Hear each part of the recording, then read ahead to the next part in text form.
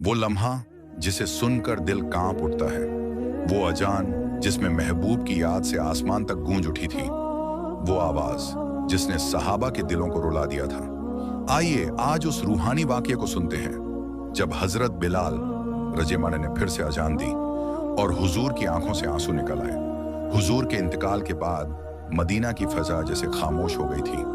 हर सहाबी गम में डूबा हुआ था। सबसे ज्यादा तड़प अगर किसी के दिल में थी तो वो थी हजरत बिलाल रजी के दिल में, वो जो हर रोज हुजूर के लिए अजान दिया करते थे। हर बार जब अशहदु अन्ना मुहम्मद रसूलुल्लाह कहते तो आंखें नम हो जाती, दिल कांप उठता। हुजूर का चेहरा आंखों के सामने घूम जाता और गला रुक जाता था। एक दिन हजरत बिलाल रजी हजरत अबू बकर रजी के पास आए और कहा, ए अमीरुल मोमिनीन, मैं अब मदीना में नहीं रह सकता। यहाँ की हर गली हर कोना मुझे मेरे नबी की याद दिलाता है। मुझे जिहाद के मैदान की तरफ जाने दीजिए।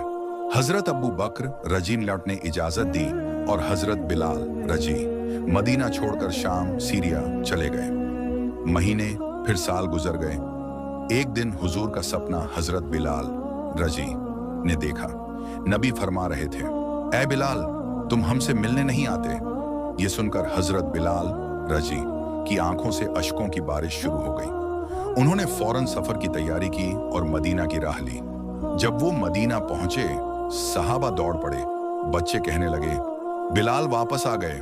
हजरत हसन रजी और हजरत हुसैन रजीला ने कहा, चाचा बिलाल, हमारे नाना की तरह एक बार अजान दीजिए ना। पहले तो हजरत बिलाल रजीमर ने इनकार किया, कहा, मेरे बस की बात नहीं, मेरे दिल में ताकत नहीं।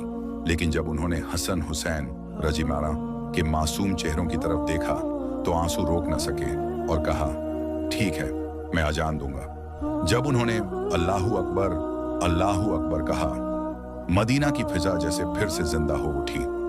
हर सहाबी के दिल में वो पुरानी यादें जाग उठी। जब आवाज आई, अशहदु अन्ना मुहम्मद रसूलुल्लाह, तो हर तरफ से सिसकियां उठी। लोगों ने अपने चेहरों को दुपट्टों में छुपा लिया। कोई जमीन पर गिर गया, कोई रोते रोते बेहोश हो गया। और कहते हैं, मदीना की गलियों में वो दिन ऐसा था जैसे हुजूर फिर से लौट आए हों। आखिर में हजरत बिलाल रजी की वो अजान मदीना में आखिरी बार गूंजी थी। उसके बाद उन्होंने फिर कभी अजान नहीं दी और वो आवाज जो हुजूर को नमाज की दावत दिया करती थी, अब सिर्फ मदीना की हवाओं में गूंजती रही, आंखों में अश्क बनकर, दिलों में याद बनकर।